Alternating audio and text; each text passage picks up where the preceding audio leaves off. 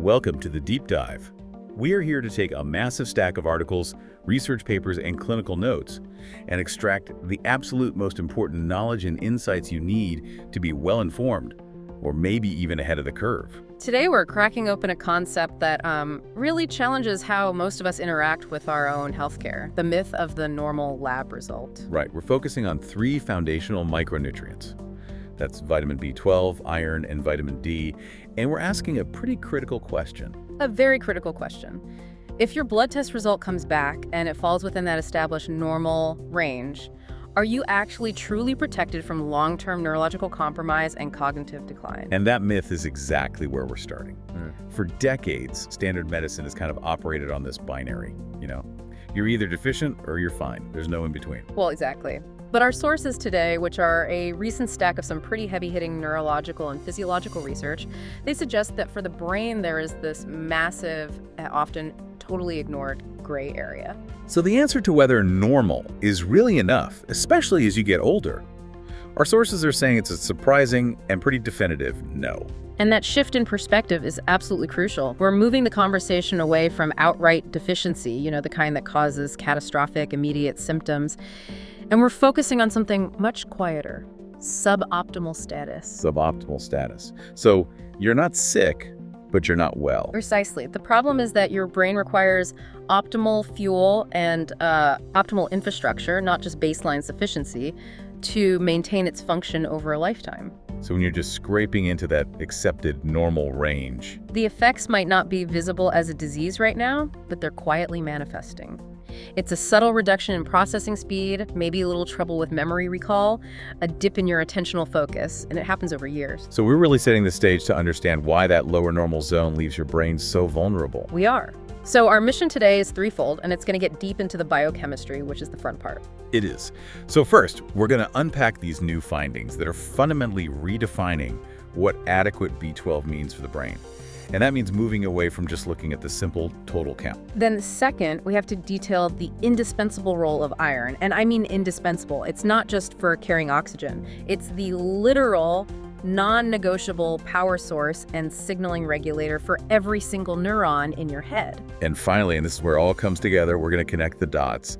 We're going to reveal this completely unexpected and, frankly, complex chemical nexus that links B12, iron, and vitamin D. And we'll show you exactly how a problem with one can silently sabotage the brain function that you think depends on the others. It's a fascinating story of interdependence. Okay, let's unpack this starting with B12, because the research here is, I think, the most immediately challenging to the current clinical guidelines that most doctors are using. It really is. I mean, we all know that a severe B12 deficiency can cause devastating, irreversible nerve damage.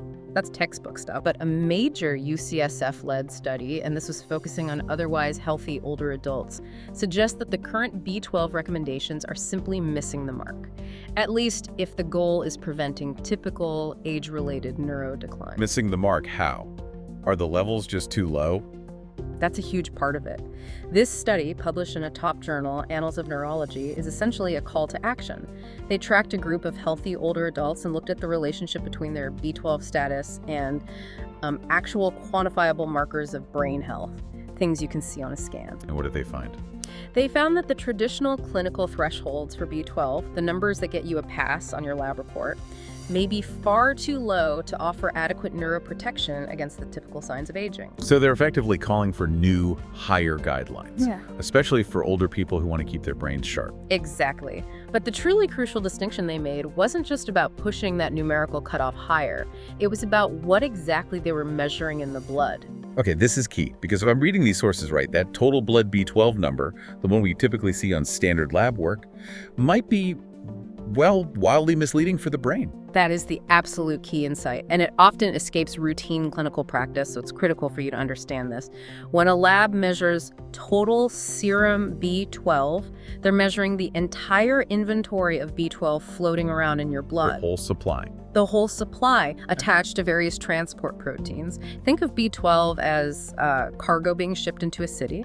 The total B12 is the entire fleet of cargo ships out in the harbor. Some are full, some are empty, some are active, some are just sitting there idle. And the UCSF study didn't look at the whole fleet. They focused on what the sources are calling the active fraction of B12. Precisely. They focused on something called holotranscobalamin, or holo-TCII for short. Holo-TC2. Right. Holo-TCI is the B12 that is actually bound to the specific transport protein, transcobalamin 2, which allows it to be taken up by your tissues, your neurons. So it's not the whole fleet in the harbor. It's the cargo that's actually been delivered to the city docks and is ready to be used. That is the perfect analogy. And the study found that the markers of cognitive decline, specifically slower processing speed and damage to the brain's white matter, were strongest in people whose total B12 was still in that normal range. Right. But their holo-TCII levels, their active B12, were in the lower half of that range. So someone could be told their shipping fleet is adequate, their total number is fine, but 90% of their ships are empty. And their brain is literally starving for the actual product. That's it. That divergence between total B12 and active B12 explains why we might be missing so many of these subclinical deficiencies. Okay, so when this active fraction was low, what were the specific cognitive impacts they were measuring? Well, the most straightforward impact was a significantly slower processing speed. This isn't abstract. This is literally the speed at which your brain can take in information, process it, and then generate a response. Like reaction time. Exactly. And this slowing effect was shown to increase exponentially with age in those people who had the lower normal active B12. That sounds an awful lot like that gradual mental slowing down that so many people just assume is a normal part of aging. It is. And this research suggests it might not be inevitable. It might be preventable, or at least delayable.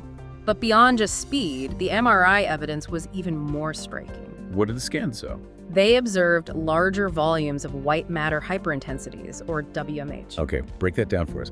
What is white matter and why are hyperintensities bad? So white matter is the crucial wiring. It's like the fiber optic network that connects all the different processing centers of your brain. WMH are essentially tiny areas of damage. You can think of them as scar tissue or small lesions within that wiring. So they're like potholes on the information superhighway. A perfect way to put it. They are strongly associated with cognitive impairment because they disrupt communication across the entire neural network. And the study showed that lower active B12 correlated directly with more of this white matter injury. And there was something else too, right? Something about electrical signals. Yes, a fascinating observation. A slowing of the electrical impulses that travel from the eye to the occipital lobe, which is your brain's visual processing center. Why would that happen? Researchers believe it happens because B12 is absolutely critical for maintaining the protective myelin sheath. This is the insulation that surrounds all of your brain's nerves. Let's spend a moment on myelination because this gets right to B12's fundamental role in, as you said, the neurological infrastructure. If B12 helps maintain this myelin sheath, what happens when that insulation starts to degrade? Think of myelin as the plastic coating around an electrical wire. Its job is to ensure the signal moves fast, efficiently, without leaking energy or interfering with nearby signals.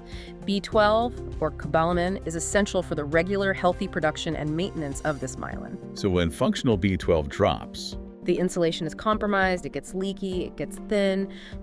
This causes nerve signal transmission to slow down, and that manifests as all the things we worry about. Difficulties in complex thought processes, problems with concentration, and of course, memory issues. It's a fundamental infrastructure failure. and it's not just what we see on scans. We also have these metabolic markers, right?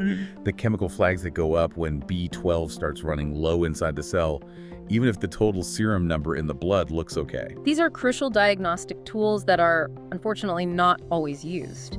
Inside the cell, B12 is a required cofactor for just two enzymes, methionine synthase and L-methylmalonyl coenzyme A mutase. Just two. Just two.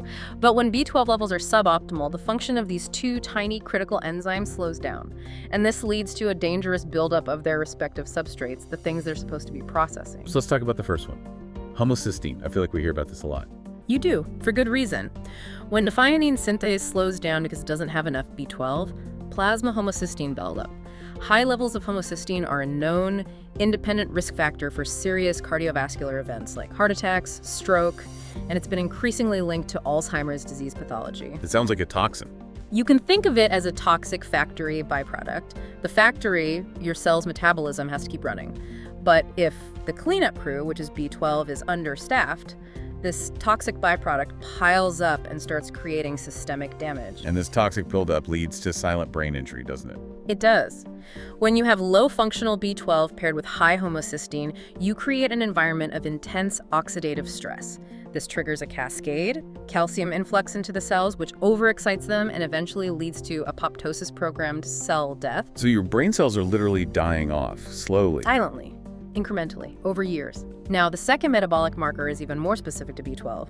When the other enzyme, L-methylmalonyl coenzyme amutase, is impaired, you get elevated methylmalonic acid, or MMA. And MMA is considered the true gold standard for diagnosis. In clinical practice, an elevated MMA is considered the single best diagnostic test for a functional B12 deficiency. Why is it better than just looking at B12 levels? Because it directly reflects that intracellular metabolic impairment. Your total B12 level in your blood might be technically normal, but if your MMA is high, it's a clear signal to the clinician that the machinery inside your cells is failing to process B12 effectively. The B12 isn't getting the job done. Given this whole complex absorption process and how subtle the early symptoms are, why is this issue particularly acute in the elderly population? The prevalence is just staggering. Some sources suggest that up to 38% of older adults may have a mild deficiency or at least depleted stores. 38%, that's almost 4 in 10 people. It's huge, and the root cause is primarily physiological. It's related to the complex way B12 is absorbed in the gut. B12 requires sufficient stomach acid and a specific protein called intrinsic factor to be absorbed effectively in the small intestine. And as we get older. As we age, stomach function often declines. You get reduced acid production, a condition called atrophic gastritis, and you produce less of that intrinsic factor. So an older adult could be eating a perfectly B12-rich diet, meat, eggs, dairy, but their own absorption mechanism is compromised, leading to this slow, silent deficit. That's exactly it. And this slow, silent nature is why it's so easily overlooked. The early symptoms, fatigue, a bit of mild confusion, maybe some numbness or tingling, general weakness, are so often dismissed by both patients and even some clinicians as just, part of getting old. Which is a devastating oversight because of the potential severity. It's a tragedy, because if this deficiency progresses and is missed, the long-term consequences are dire. What are we talking about ultimately? Severe, persistent B12 deficiency can cause irreversible neurological damage. The symptoms progress from those mild complaints to serious neuropsychiatric manifestations, including chronic confusion, profound depression, and even frank dementia. You can actually see the damage. Pathologically, yes, you see observable axonal damage. And it's not just the brain. The sources link B12 deficiency to critical geriatric syndromes like physical frailty and an increased risk of falls. So it's systemic. It affects mobility, stability, and a person's overall independence. Okay, so since prevention and reversal are our focus here, what does the research say about B12 supplementation? I mean, is it a universal fix, or are the results a bit more nuanced? The efficacy is highly nuanced, and we have to be really careful with the interpretation here. The systematic reviews have confirmed what you expect. Yes, B12 deficiency is clearly linked to cognitive and mood issues, and supplementation leads to significant improvements. But there's a catch. The catch is that's if you are truly deficient and symptomatic. In those cases, it works beautifully. But what about in the general population? Or people in that lower normal range who haven't yet tipped over into a full-blown deficiency? For those general populations, especially for people who have adequate B12 levels to begin with, the meta-analysis found no significant effect of B12 supplementation on cognitive memory function or on depressive symptoms. That is a critical finding. It tells us that B12 isn't some kind of performance-enhancing drug if your system is already optimized. Exactly. It's a deficiency corrector. If the underlying cause is simply that you're not eating enough B12, supplementation works. But if the underlying cause is malabsorption, just swallowing a pill might not be enough. The problem isn't intake, it's uptake. Precisely. And that's why future strategies have to emphasize tailoring the treatment. You can't just look at the raw B12 number, you need to look at the baseline nutritional status, including the MMA and homocysteine levels. You have to play detective. You have to. You have to aggressively identify the factors causing the malabsorption, whether it's a specific GI disorder like Crohn's disease or common medications. Things like certain antacids or the diabetes drug metformin are known to interfere with B12 uptake. You can't forget the team aspect, right? B12 doesn't work alone. Never. We can't forget the required teamwork with other B vitamins, specifically folate and B6, which are critical cofactors in that whole homocysteine metabolic cleanup pathway. The system needs all its parts to work. Okay, so we've established that B12 is the architect for the neurological wiring and insulation. Now we need to talk about the power grid that keeps that wiring running, and that brings us squarely to iron. Right. If B12 is the infrastructure, iron is the power. It is fundamental to every single living cell. And its deficiency is a massive, silent crisis on a global scale. A crisis of colossal scale. We are talking about approximately 1 in 4 individuals worldwide being affected by anemia, and iron deficiency, or ID, accounts for nearly 50% of all of those anemia cases. That's staggering. And while the risk is higher in developing countries, it's not just a problem over there. Not at all. Even in affluent nations, subclinical iron depletion remains a significant, underdiagnosed issue that affects energy levels and cognitive function across the board. What are some of the typical non-nutritional reasons someone would slip into iron depletion, even a subclinical state? The deficiency happens whenever your physiological demands outstrip your dietary absorption. And while diet is a factor, the number one culprit is often chronic, subtle blood loss. Like what? This could be due to heavy menstrual cycles in women, but our sources showed a really stark example. They looked at patients with acute gastrointestinal bleeding, GB. In one study, an astonishing 92% of those GB patients developed iron deficiency or full-blown anemia during their hospital stay. 92%. It shows you how quickly the stores can be depleted. Even slower, ongoing inflammation or reduced GI absorption, which links back to our discussion on the elderly, contributes significantly. The sources also helpfully distinguish between the types of deficiency. Can you clarify the difference between what they call absolute and functional deficiency? Certainly. Absolute deficiency is the classic definition. It means your total body iron stores, which we typically measure with a marker called ferritin, are depleted. You simply don't have enough iron in the reserve tank. And functional deficiency? Functional deficiency is subtler and sneakier. You might have iron available in your bloodstream, but the body is unable to effectively mobilize it or utilize it. This might be due to chronic inflammation, which kind of locks iron away, or a rapid physiological demand that outstrips the supply chain. But either way, the brain suffers. It leads to an energy crisis. A profound energy crisis. And let's focus on that. Why does insufficient iron literally cause the neuron to grind to a halt? This is where the mighty mitochondria come in. The powerhouses of the cell. This is the absolute core of iron's neurological role. Neurons are incredibly high energy users. They're just burning through fuel constantly, and they rely entirely on the mitochondria to convert that fuel into ATP, the cell's energy currency. And this conversion process is called the electron transport chain. You describe it as an industrial assembly line. That's what it is. And iron is required for the critical function of the key enzymes on that assembly line. Enzymes like NADH, ubiquinone, oxidoreductase, and the cytochromes. So what does iron do on that assembly line? These enzymes rely on specific structures, either heme or non-heme iron-sulfur clusters. Think of these iron clusters as essential, highly specialized tools on the assembly line. If you don't have enough iron, you literally cannot build these tools. The whole assembly line just slows down. It slows down, or worse, it breaks down entirely. Without sufficient iron, the production of cellular energy is severely compromised.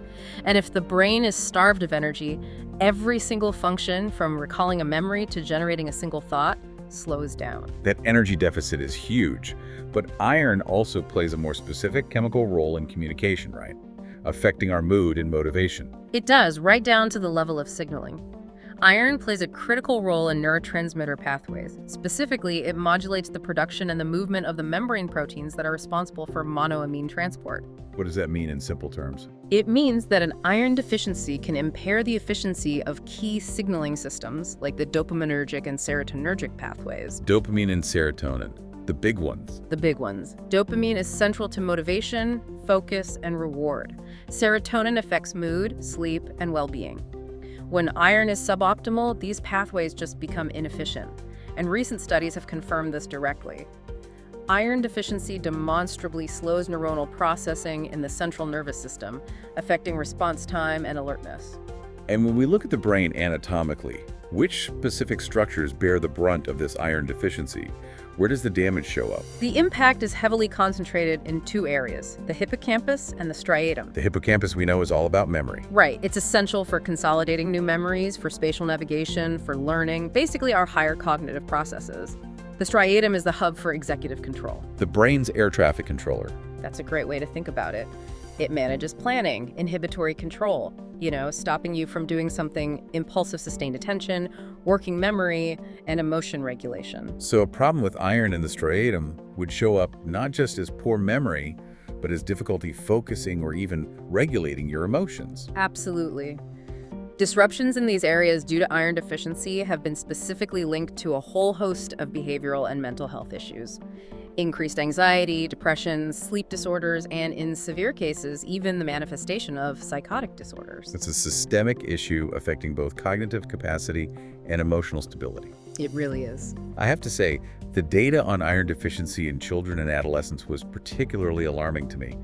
We often assume that if you just fix the iron level, you fix the developmental problem. Does the research confirm that? Unfortunately, no. And this is a really sobering point. The research is clear that even mild iron deficiency during those critical developmental windows in childhood can have profound adverse effects. What kind of effects? Things like cognitive dyspraxia, which is difficulty with motor planning and coordination.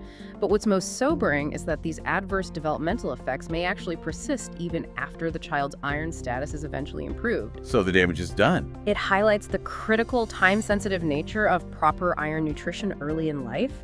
You can't easily rebuild what wasn't properly built in the first place. Shifting back to adults, does the research clearly correlate the severity of the anemia with the severity of the cognitive impairment? Yes, there's a very clear dose-dependent relationship shown in the sources.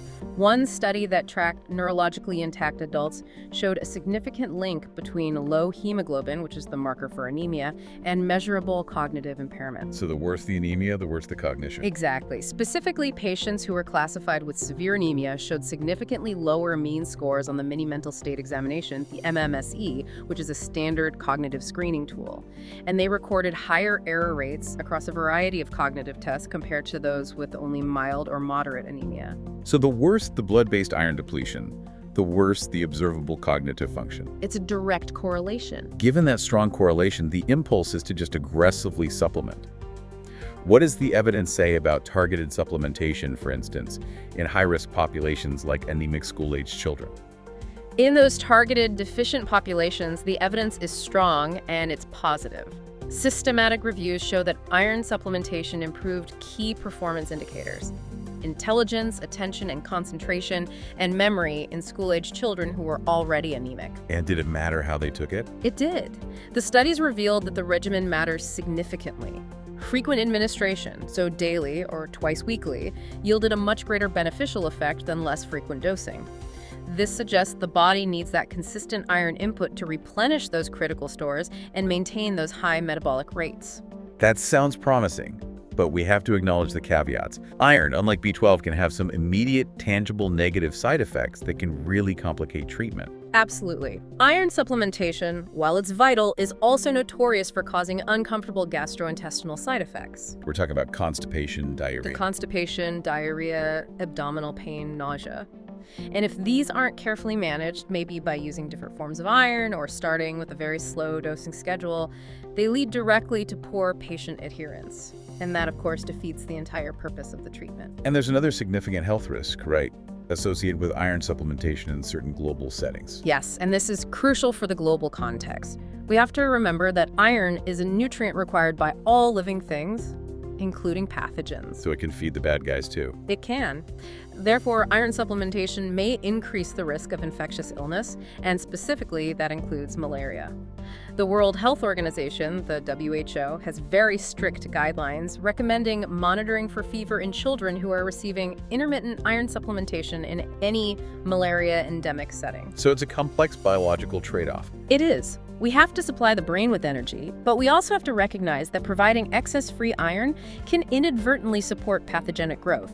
It necessitates a very cautious and monitored approach. Okay, so we've built up the infrastructure with B12 and the power source with iron. Now we pivot to vitamin D, which is often considered essential for the brain yet. The clinical trial evidence regarding its impact on cognition is surprisingly ambiguous. Vitamin D is complex for so many reasons, starting with just how we get it. Its synthesis. Unlike B12 or iron, which are derived primarily from diet, D3 is synthesized in our skin using UVB radiation from the sun. And that synthesis is highly variable. Extremely variable. It's influenced by everything from your skin pigmentation and the amount of clothing you wear, to sunscreen use, the season, and even environmental factors like air pollution. It's kind of astonishing that something so critical is dependent on factors like the ozone layer or what time of day it is. It is. In many temperate regions, for example, the angle of the sun and the ozone layer prevent any effective D3 synthesis outside of a very narrow window, often just 10 a.m. to 3 p.m. for only part of the year. And if you spend your day indoors or behind glass, You get nothing. Glass blocks UVB rays entirely, so you simply won't produce it. This widespread variability is why insufficiency is absolutely rampant. So when we test for vitamin D status, what are we actually measuring, and what are the current cutoffs that define inadequacy? We measure the primary circulating form, which is 25-hydroxyvitamin D, or 25-OHD. This is the reliable biomarker because it reflects both synthesis from the sun and any intake from diet or supplements. And the cutoffs. The established cutoffs define deficiency as being below 20 nanograms per milliliter or 15 nanomoles per liter. Insufficiency is that gray zone sitting slightly higher between 20 and 29 ng/ml. Okay, let's dive into the cognitive data. Why is the link between D status and brain health so much fuzzier than the links we saw for B12 or iron? The evidence is just highly mixed, and it creates real ambiguity for clinicians. On one hand, you have observational studies that show positive associations. Like what? For example, some population studies suggest that higher serum 25-OHD levels, say a 10 ng/ml increase, are correlated with a small but measurable increase in standard cognitive scores, like the MMSE. Low D status in children also appears to be a predictor for later cognitive decline. Okay, so that's the correlation. But then you have the big, expensive intervention trials that try to prove causation, and they often come up empty. Precisely. The major long-term trials, like the Women's Health Initiative, which ran for nearly 8 years, found no statistically significant reduction in the risk of developing cognitive impairment among women who received vitamin D and calcium supplementation versus a placebo. Not at all. None. Other studies failed to detect any meaningful improvement in targeted cognitive domains, like the speed of information processing or verbal fluency. Supplementation was even shown to be ineffective compared to simple exercise in improving cognitive function in elderly patients who were already diagnosed with mild cognitive impairment. So let me get this straight. Vitamin D deficiency correlates with bad brain health. But supplementing with vitamin D doesn't reliably fix it? That's a huge paradox. It is, and that paradox is exactly what the final part of our deep dive is going to resolve. But before we get to the solution, let's note one really interesting connection. Okay. One study found a significant correlation between low 25-OHD levels and something called cognitive frailty in older adults. That's the co-occurrence of physical frailty and cognitive impairment. So they happen together. They do. And what was interesting is that in that same analysis, no such correlation was found with vitamin B12. This suggests that while all three of these nutrients are vital, they might be addressing different, non-interchangeable aspects of age-related decline. Okay, let's pivot to the mechanism, because vitamin D is clearly doing something beneficial inside the neuron. What is the active form doing at the cellular level? The active form, which is 1025-D-hydroxyvitamin D, or calcitriol, is a potent neuroprotective hormone. It's multifaceted. How so? Well, first, it's a key player in calcium homeostasis. It modulates something called L-type voltage-sensitive calcium channels. Now, why does this matter? It matters because excessive calcium influx can cause excitotoxicity, which is essentially burning out the neuron through overstimulation. Calcitriol helps buffer against this damage. And it also serves a major role in cellular defense. Yes. It acts as a powerful antioxidant. Calcitriol reduces overall oxidative stress, and it specifically alleviates ferroptosis. Ferroptosis, that sounds familiar. It should. Ferroptosis is a unique type of iron-dependent cell death. Calcitriol protects against this by engaging the NRF2 pathway, counteracting the natural decline in antioxidant enzyme activity we see with age. It's also involved with Alzheimer's, right? It is implicated in inhibiting amyloid beta accumulation, the classic hallmark of Alzheimer's disease. It reduces soluble apopeptides and increases levels of brain P-glycoprotein, which acts like a pump, helping the brain clear out toxic proteins and waste products. So it's doing everything we want it to do. And more. It even modulates neuroinflammation and promotes hippocampal neuronal survival, which is highly relevant in treating conditions like traumatic brain injury. This sounds like an anti-aging superstar. The mechanism is robust, yet the clinical trials fail. This has to bring us to the biggest synthesis of our source material, the micronutrient nexus. The paradox must be explained by a failure of conversion, not a failure of the vitamin itself. That is the ultimate aha moment. The reason isolated vitamin D supplementation so often fails is because the vitamin D we measure, that 25-OHD circulating in your blood, is the inactive precursor. It's just storage. So it has to be activated. Vitamin D activation is a mandatory two-step process. Step 1 happens in the liver, and that yields the 25-OHD that we test for. Step 2, the crucial final activation step into the active hormone, calcitriol, happens in the kidney and other non-renal tissues, including the brain itself. And that final step, the creation of the active hormone, that's where the other nutrients we've been talking about all this time jump in as required cofactors. This is where the interdependency comes from. Precisely. That final activation step is catalyzed by a highly specialized multi-enzyme complex called 1-hydroxylase. You can think of this complex as a high-tech factory that converts the inactive D into the active neuroprotective hormone. But the factory doesn't run on D alone. It needs specialized workers and tools. It does, and this is where it all connects. We need 3 specific nutrient inputs for this activation complex to function. Okay, let's walk through them. This is where the B vitamins and iron connect back into the vitamin D story. First, the complex contains a critical component known as adrenodoxin. Adrenodoxin structurally is an iron-sulfur protein. It is literally a protein built around an iron-sulfur cluster. So if your iron status is low, if you have that suboptimal functional deficiency we talked about, you cannot build a functional adrenodoxin complex. The specialized worker that's required for the factory is simply missing. So iron is the building block for the worker. What about the fuel for the worker? That's where a B vitamin we haven't explicitly focused on yet, vitamin B2 or riboflavin, comes in. The complex also contains adrenodoxin reductase. This reductase enzyme is FAD dependent, and FAD in turn is derived directly from vitamin B2. So if you're low in B2, the reductase enzyme can't power the reaction efficiently. Exactly. The worker has no energy. So now we have iron building the structure, B2 fueling the process, and this is where our initial star, vitamin B12, re-enters the picture in an indirect but absolutely essential way. How does B12 fit in? B12 is the source of the critical raw materials. Functional vitamin B12 is absolutely required for the proper processing of homocysteine, that metabolic cleanup operation we discussed earlier.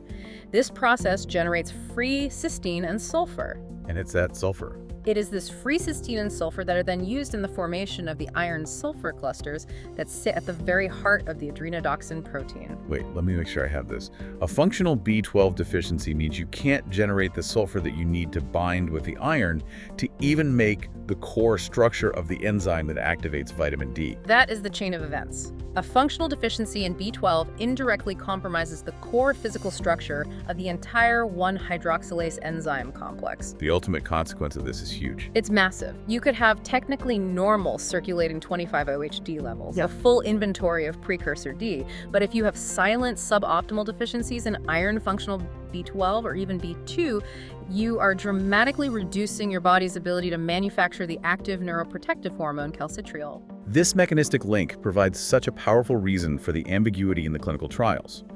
If a trial only supplied vitamin D, but the participants were unknowingly borderline deficient in iron or B12, the system was never able to activate the supplement effectively. The trial failed because the system was compromised by an unaddressed cofactor deficit. it's incredible. This profound interdependence, the micronutrient nexus, provides a biological explanation for why deficiencies in these 3 seemingly disparate nutrients are so often associated with systemic conditions like osteoporosis, dementia, and depression, where active vitamin D status has long been implicated as a factor. It forces us to view the human body as a fully integrated biochemical system. This has been a true deep dive into optimizing neurological health, and it's really forced us to move past baseline health statistics and pursue optimal status. We started by challenging this whole concept of normal lab results. We did, and we learned that B12 needs to be measured in its active form, that usable cargo, HoloTCII, for a true assessment of cognitive risk, particularly in the most vulnerable populations. And we established that iron is so much more than just a red blood cell component. It is the literal energy source and the precise signaling regulator for the central nervous system. That's right.